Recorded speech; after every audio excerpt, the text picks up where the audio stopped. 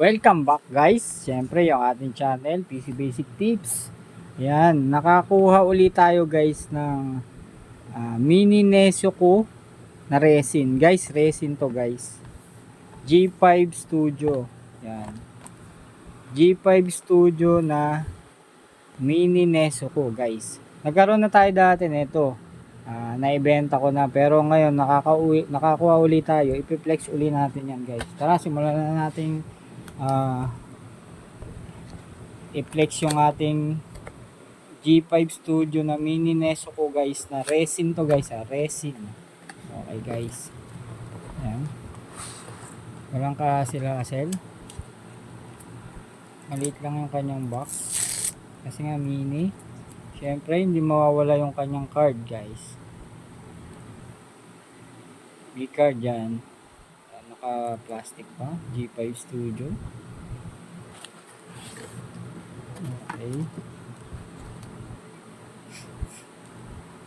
Okay, ito guys, tanggalin muna natin isa-isa, tapos flex natin.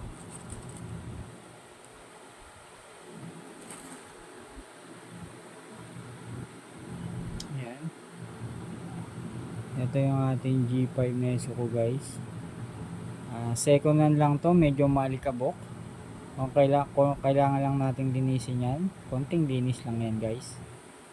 Matagal na naka-display kay sa nakuha na natin to. Okay, tabi muna natin.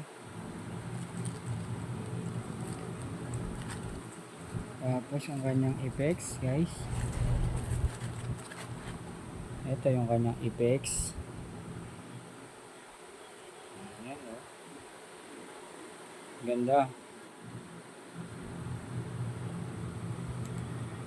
Tapos another effects guys,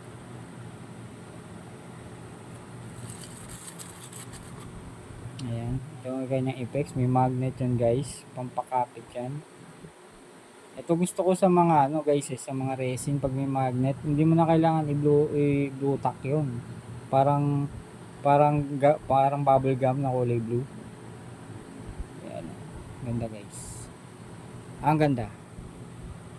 Siyempre yung kanyang base guys, ito yung kanyang base, maliit pero malupit.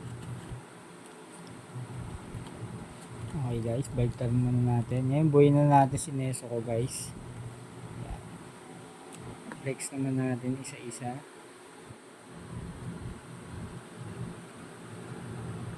Okay, paano ko nga ba binuo ito? Kung nakalimutan ko na guys. Yun, may magnet kasi ito guys, may magnet. Ayan, may maliit na magnet ayun sa loob. Kaya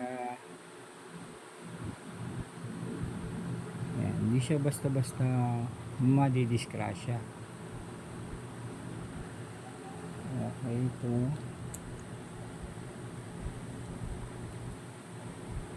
yun, basic lang guys, basic lang, basic lang yan.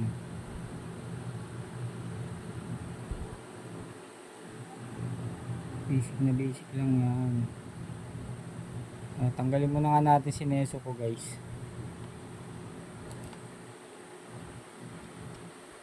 Ayan, may technique pala sa paglagay guys. Una pala to, tapos pangalawa, huli pala dapat si Nezuko. O, kita nyo, nakakalimutan ko na agad.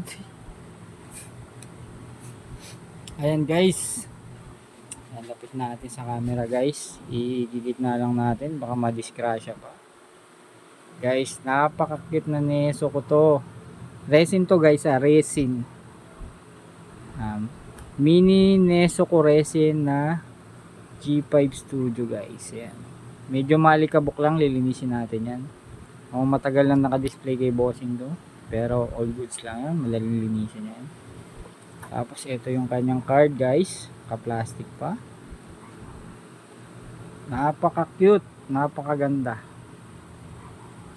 Yun, i-display na natin yan guys para maisalang sa live natin. Lapit pa natin ng konti. Diba? Angas niyan guys.